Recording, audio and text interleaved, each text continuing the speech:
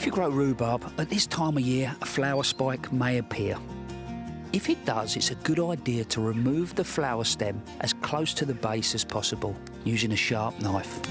This will ensure that all the plant's energy goes into leaves and roots and not into producing flowers and seed, making for a better crop next year.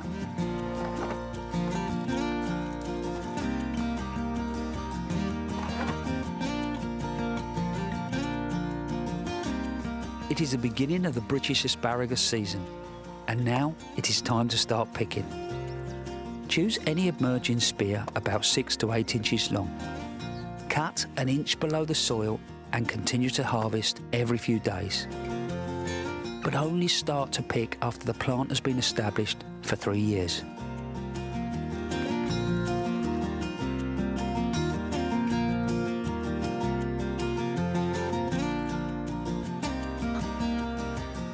I grow my sweet peas in long pots, 3 plants in each. When the plant has grown several healthy pairs of leaves, pinch out the top using your finger and thumb.